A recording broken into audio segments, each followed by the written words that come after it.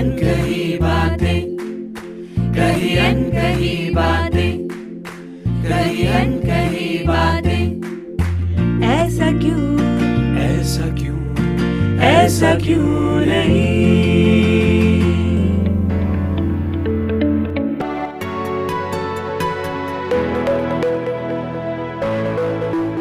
Hello everyone, आप सुन रहे हैं कही अनकही बातें, ऐसा क्यों नहीं, रेडियो जामिया 90.4 एफएम पर। इस शो में हम महिलाओं से जुड़े मुद्दों पर बात करते हैं और हर हफ्ते कुछ खास और नए मेहमानों से भी बात करते हैं। ये रेडियो शो जामिया मिलिया इस्लामिया और क्रिया के बीच का कोलैबोरेशन है। इसमें हर हफ्ते नई सोच और नई कोशिश के साथ रेडियो जामिया पर मैं शालिनी और स्मृति रेडियो जामिया पर आपसे मिलते हैं और हम दोनों क्रिया के साथ काम करते हैं। हेलो एवरीवन, आज हम महिलाओं की शिक्षा से जुड़े एक बहुत अहम मुद्दे पर बात करेंगे। आज का विषय है एजुकेशनल इंस्टीट्यूशंस में विकलांग महिला स्टूडेंट्स, जिनको वुमेन विद डिसेबिलिटी से भी हम संबोधित करते हैं, उनके यूनिवर्सिटी में एक्सेसिबिलिटी को लेकर इंतजाम कितने सक्रिय और कितने मजबूत हैं। वैसे शालिनी, 2011 के सेंसस डेटा के अनुसार भारत के टोटल विकलांग लोगों में से सिर्फ 5% कॉलेज या यूनिवर्सिटी जा पाते हैं और उनमें से महिलाएं और भी कम हैं। तो क्या हमारे यूनिवर्सिटी कैंपसेस डिसेबल महिला स्टूडेंट्स के लिए एनेबलिंग नहीं है? और क्या उन्हें वो माहौल और सुविधा मिल पा रही है जिससे वो शिक्षा जैसे मौलिक अधिकार को हासिल कर पाए? इस विषय में बात करने के लिए हमारे साथ आज जुड़ेंगे प्रोफेसर मंजुला रथ, जो दौलत राम कॉलेज में पॉलिटिकल साइंस पढ़ाती हैं और विजुअली चैलेंज्ड हैं। लेकिन उससे पहले स्मृति, हम ये भी जानते हैं कि जामिया मिलिया यूनिवर्सिटी के स्टूडेंट्स इसके बारे में क्या सोचते हैं, और इसीलिए हमने उनसे पूछा कि क्या विमेन विद डिसेबिलिटी के लिए कैंपस स्पेसेस में कुछ खास सुविधाएं हैं या होनी चाहिए। आइए हम उनसे सुनते हैं कही अनकही बातें में, only on radio Jamia 90.4 FM. Hello दोस्तों, आप सुन रहे हैं रेडियो जामिया 90.4 एफएम और मैं हूं आपकी होस्ट मानसी। और मैं हूं आपका होस्ट मोइन। आज बात होगी एक्सेस की और कैसे विमेन विद डिसेबिलिटीज एक्सेस कर सकते हैं कैंपस स्पेसेस को। मुद्दे हैं उनकी सिक्योरिटी, मोबिलिटी और हाउसिंग। और इन मुद्दों को समझने के लिए सिर्फ एक स्टैटिस्टिक।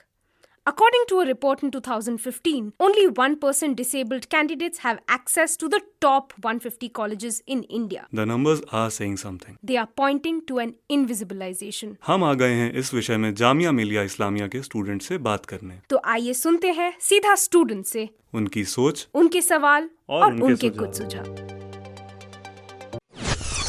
हेलो, मेरा नाम है रीमा। मैं एमए इन हिस्ट्री कर रही हूँ and I believe that college space should be made more accessible. हर रोज जब मैं कॉलेज आती हूँ तो मैं देखती हूँ कि सड़कों पे गड्ढे हैं और आजकल क्योंकि बारिश का मौसम है तो उन गड्ढों में पानी भर जाता है, मतलब तालाब बन चुके हैं। Colleges and campus spaces do not provide with any hostels that enables these people to reach their classes without any hassle. मेरे हिसाब से authorities should provide accommodation in the center of the campus to navigate campus and get an unhindered education. I am Ishita and I am doing my masters from Jamia Millia Islamia, and I feel that there is an important issue of mobility for women with disabilities that is needed to be addressed, especially for women who are visually impaired. On a campus that is dominated by men, there is a big possibility that the space might become unwelcoming or even threatening for them. And if I may suggest, feeder bus services is a good way to start. I did my graduation from KMC, where societies and volunteers help people with special needs, and similar things should be introduced here.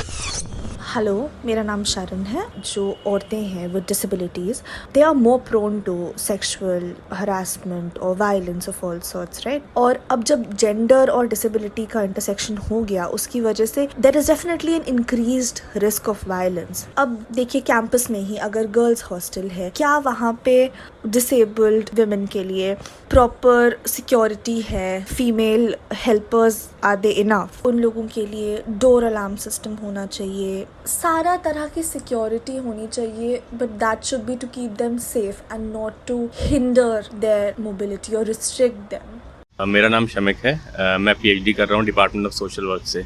कई department में हमारे ramps हैं। At least ground floor की accessibility तो हर department में, हर centre में आ गई है। लिफ्ट नहीं है, तो इन बच्चों को काफ़ी प्रॉब्लम होती है जो चल नहीं पाते हैं। और अगर आप देखेंगे तो जामिया में कहीं विजुअली इम्पेयर्ड के लिए एक ट्रैक बनी होती है, वो नहीं है।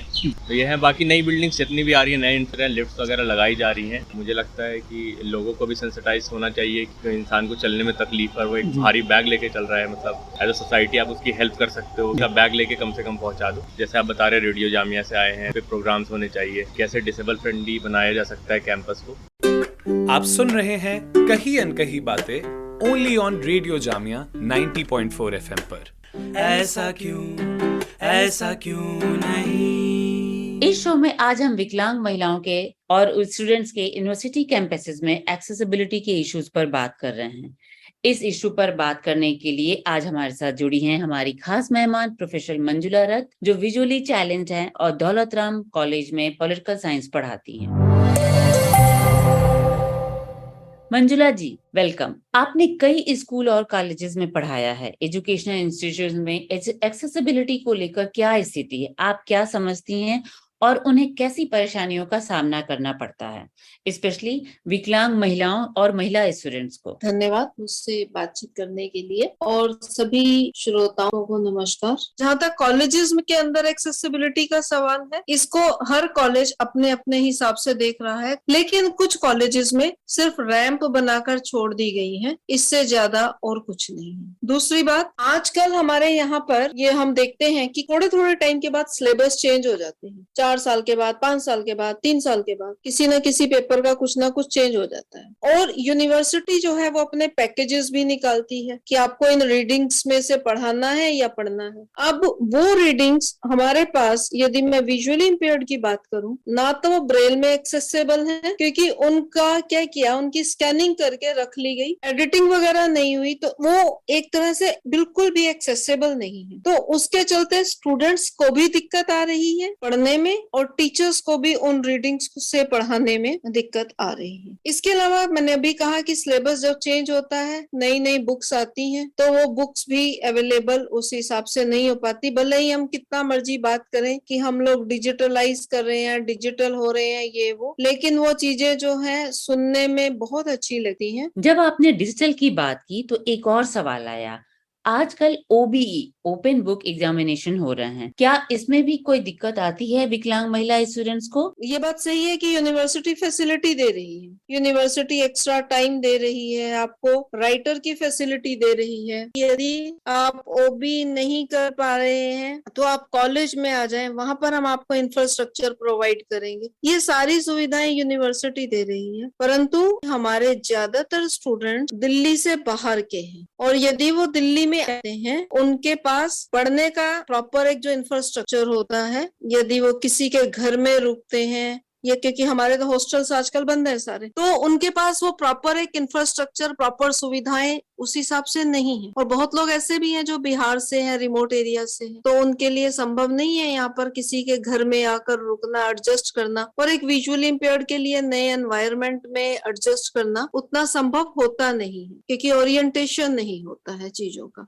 मैं आपकी बात से पूरी सहमत हूँ। वैसे मंजुला जी, एक स्टडी यह भी बताती है कि हायर एजुकेशन में रिजर्वेशन से आने वाले विकलांग स्टूडेंट्स में लगभग 23% ही महिलाएं स्टूडेंट्स होती हैं, जो काफी कम और अनफेयर है। आप हमें ये बताइए कि हायर एजुकेशन जैसे मास्टर्स और रिसर्च प्रोग्राम में आगे महिला जो डिसेबल स्टूडेंट्स हैं, उनकी क्या स्थिति है और वो कहाँ है? मैं भी एक रिसर्च स्टडी देख रही थी, उसमें ये आ रहा था कि विमेन स्टूडेंट्स का नंबर जो है वो बहुत कम होता है। उसके बहुत सारे कारण हैं। एक तो ये है कि जो मैंने थोड़ी देर पहले कहा था कि लड़कियां जो है हमारी ज्यादातर दिल्ली से बाहर, हालांकि ये सुनने में आया था कि किसी संस्था के प्रयासों से तिमारपुर में एक हॉस्टल ने बनाया है, लेकिन वो हॉस्टल आज तक ओपन नहीं हुआ। एक तो सरकारी हॉस्टल का ना होना पेरेंट्स के लिए एक बहुत बड़ी चिंता होती है, क्योंकि आज भी हम ये मानकर चलते हैं कि सरकारी हॉस्टल में लड़की सुरक्षित होगी कंपैरेटिवली जो NGO हॉस्टल चला। दूसरा, स्टूडेंट्स की क्लासेस जो है वो मॉर्निंग में 8:30 बजे से शुरू हो जाती हैं और शाम को 4 साढ़े 4 तक चलती है। यूनिवर्सिटी की ओर से बड़े बड़े हॉस्टल्स में भी कोई ट्रांसपोर्टेशन ट्रांसपोर्टेशन की सुविधा नहीं है कि वो लड़कियों को वहां से लाने ले जाने का एक टाइम फिक्स कर सके, ताकि लड़कियां वहां पर, ताकि ये जो लेट जाने वाली समस्या है उससे बच सके, क्योंकि शाम के समय समस्याएं होती हैं और उसके चलते कई बार लड़कियां अपना लास्ट पीरियड मिस भी कर देती हैं। थैंक यू मंजिला जी, आपने बहुत सारे मुद्दों पर हमारे साथ अपनी अनुभव और जानकारी शेयर की, जो हमारे लिए बहुत यूजफुल भी है और काफी प्रेरणाजनक भी रहा।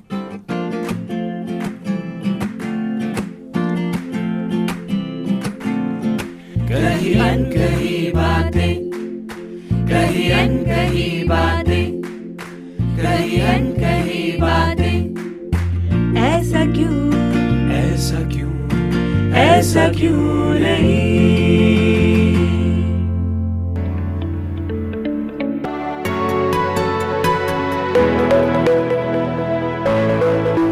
आप सुन रहे हैं कहीं अनकही बातें, ऐसा क्यों नहीं, only on radio Jamia 90.4 FM पर।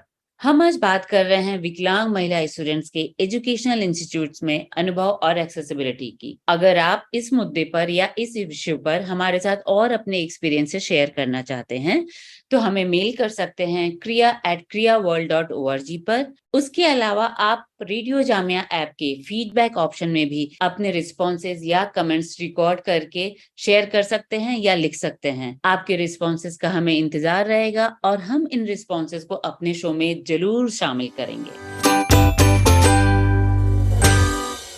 वैसे ये सच है कि शिक्षा सबका मौलिक अधिकार है जो किसी भी ग्राउंड्स पर भेदभाव नहीं करता, लेकिन अनफॉर्चुनेटली विकलांग स्टूडेंट्स की स्थिति शिक्षा प्राप्त करने में बहुत ही चैलेंजिंग है, चुनौतीपूर्ण है। कैंपस की सभी सुविधाएं एक विकलांग स्टूडेंट्स को भी मिले, इसके लिए भारत सरकार का यूनिवर्सिटीज में इक्वल अपॉर्चुनिटी ऑफिस बनाने का एक मैंडेट है, जिससे यूनिवर्सिटी सभी विभिन्न वर्गों के बीच सामाजिक सद्भाव बनाए रखने के लिए हाशिए पे खड़े स्टूडेंट्स के बेहतर रिप्रेजेंटेशन और परफॉर्मेंस के लिए बहुत सारे पॉलिसीज भी तैयार करती है और उनसे जुड़ी गतिविधियों को भी बढ़ावा देती है। साथ ही एजुकेशनल एम्पावरमेंट के लिए वो इसके लिए रिसोर्सेज जुटाए, संसाधन जुटाए, ये भी मैंडेट का हिस्सा है। कहीं अनकही बातें में आपसे विदा लेने से पहले मैं हेलेन केलर की कही बात दोहराना चाहती। हेलेन एक अद्भुत और विलक्षण महिला थी जिन्होंने अंधता और बधिरता को अपनी कमजोरी नहीं बनने दिया। वो कहती थी, विश्वास एक मजाक है अगर ये हमें नहीं सिखाता है कि हम एक अधिक संपूर्ण और सुंदर दुनिया का निर्माण कर सकते हैं। Faith is a mockery if it does not teach us that we can build a more complete and beautiful world. सुंदर के साथ साथ इस दुनिया को बराबर अधिकारों वाला बनाने में हमारा साथ दें, हमारे शो को बढ़ावा देकर, सुनकर, हमसे जुड़कर, क्योंकि बात समाज के एक ऐसे हिस्से के अधिकारों की है जिनकी हम बात यूजुअली नहीं करते हैं, जिनकी आवाज अभी भी बुलंद नहीं है। आज का शो आपको कैसा लगा हमें बताएं। अपने एक्सपीरियंसेस शेयर करने के लिए हमें मेल करें kriya@kriyaworld.org पे। इसके अलावा आप अपनी कमेंट्स या फीडबैक जामिया रेडियो ऐप में फीडबैक ऑप्शन में भी रिकॉर्ड कर सकते हैं या लिख कर दे सकते हैं। आपके रिस्पॉन्सेस को हम अपने शो में जरूर शामिल करेंगे। अगले हफ्ते आपसे फिर मिलेंगे एक नई सोच, एक नई चर्चा को लेकर कहीं अनकही बातें में ऐसा क्यों नहीं। अब आपसे विदा लेते हैं मैं स्मृति और मेरी साथी शालिनी। सुनते रहिए रेडियो जामिया 90.4 FM।